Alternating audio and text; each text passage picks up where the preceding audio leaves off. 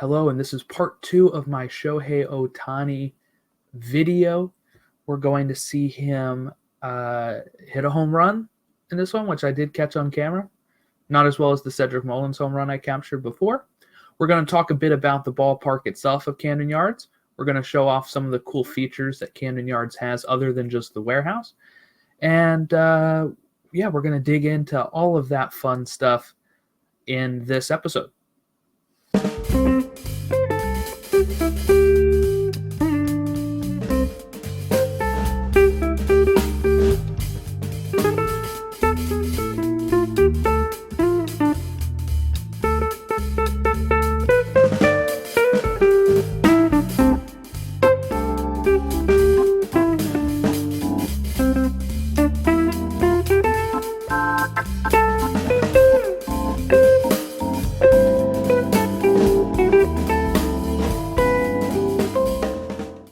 Going to Oriole Park at Camden Yards for as long as I can remember. I was born in the summer of 1991. The Orioles would finish that season in 6th place of a very different looking AL East, with a record of 67 wins and 95 losses, and Cal Ripken Jr. picking up a second AL MVP. In April of 1992, the ballpark that forever changed baseball opened its doors on Utah Street. I can't recall my first game at Oriole Park. I've gone too many times to even count, but the magic of the ballpark still excites me each year.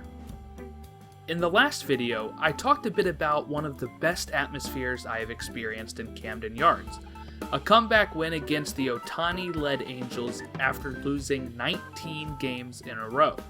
In this video, we'll take a look at what happened the next afternoon and talk, or maybe even brag a bit, about this great ballpark in my backyard.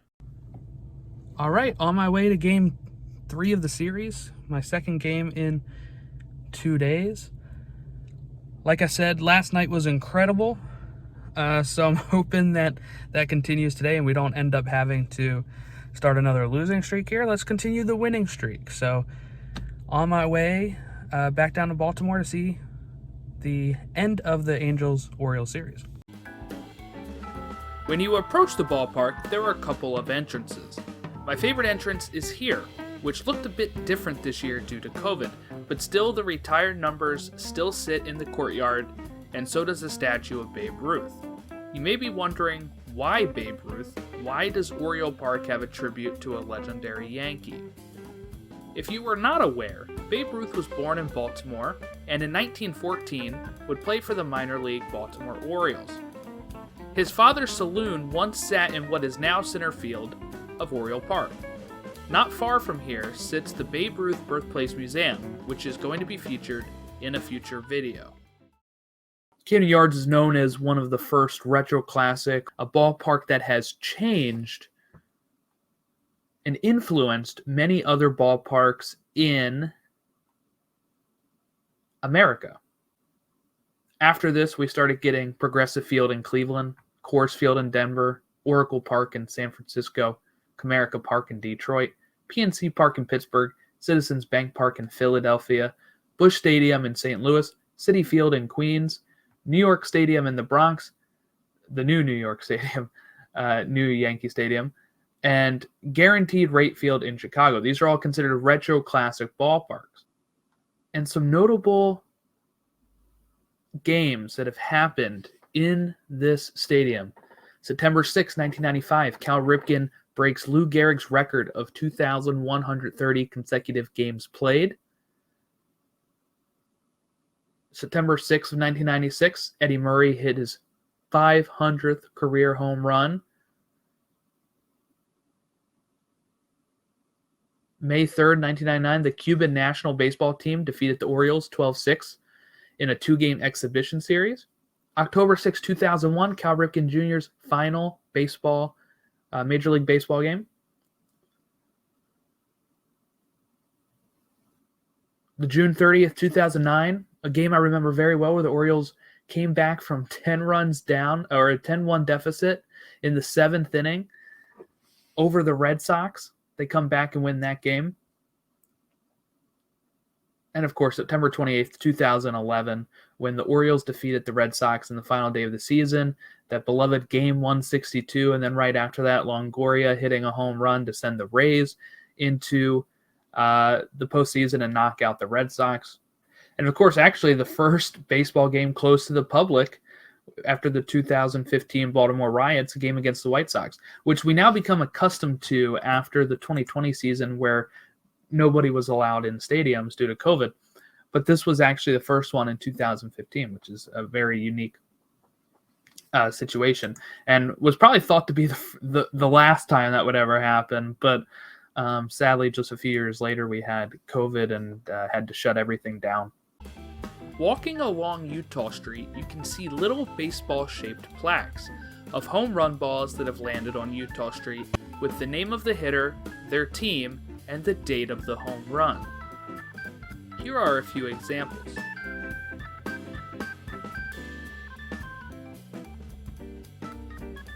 The only one of these to hit the warehouse was in the 1993 Home Run Derby, hit by Hall of Famer Ken Griffey Jr.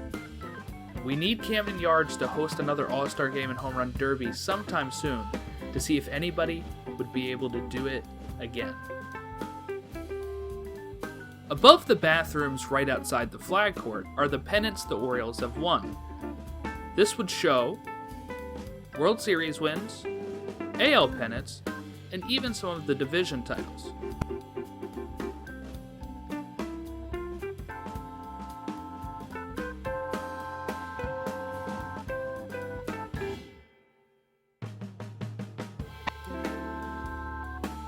On the other side, behind center field, sits a courtyard of statues of the Orioles legends who have entered the Hall of Fame.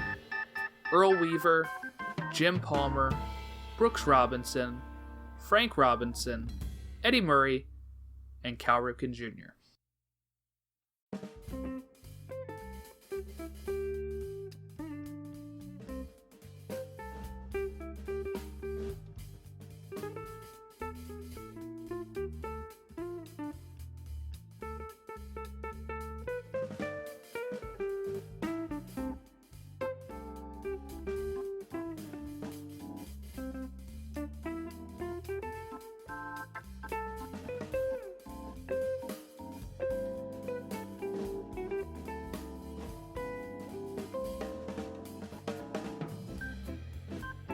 I made sure to get to the ballpark early, grab some food, and sit in the blazing heat to watch the grounds crew get the field together. I even picked up some merch on clearance.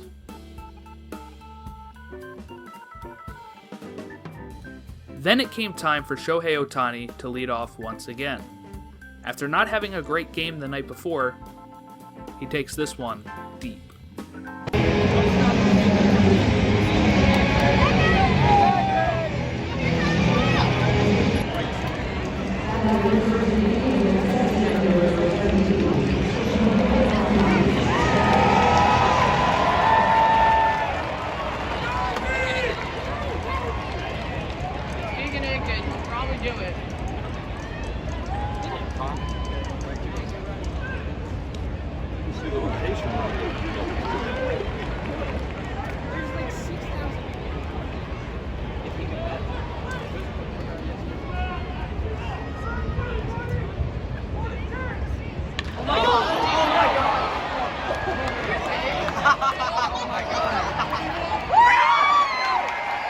But the Orioles would come back once more, tying it in the bottom of the third, then scoring 6 runs in the 5th, 1 in the 7th, 5 in the 8th, to win the game 13-1, holding the Angels to just the 1 run driven in by the AL MVP.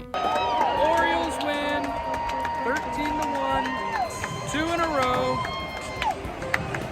It was a miserably hot day, but the Orioles made it better by giving me a day I will never forget, as the stadium approaches its 30th year this April.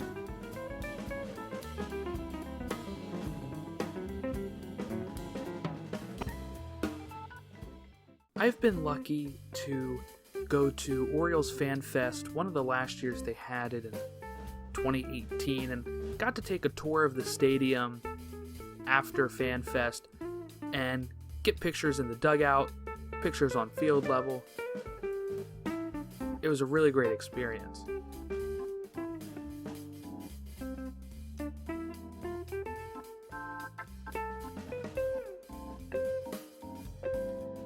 I was also lucky to be able to sit club level one of the times and get to see all of the fun stuff that they have in the club level, like the 2131 banners, Brooks Robinson's locker, some gold gloves, and even the 1970 and 1983 World Series trophies, which as a fan born in 91, the closest I've ever gotten to one.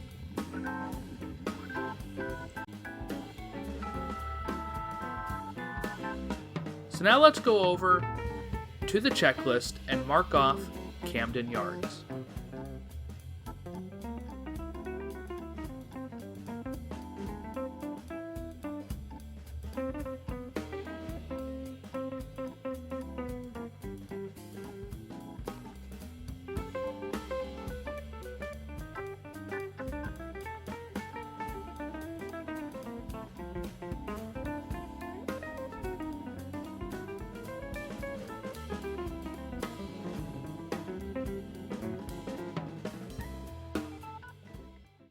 One thing that was announced while I was making this video was the fact that they were changing the dimensions in left field.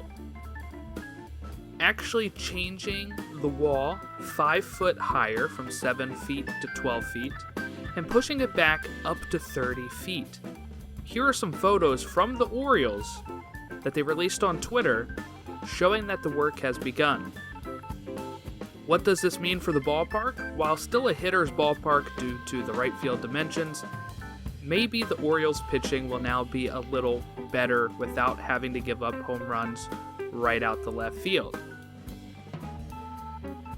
And maybe, with statistics backing this up with the changes, as this was an analytical move, they'll have a few years of data to provide free agent pitchers when the Orioles are ready to compete. As an Oriole fan, that's all I can hope for.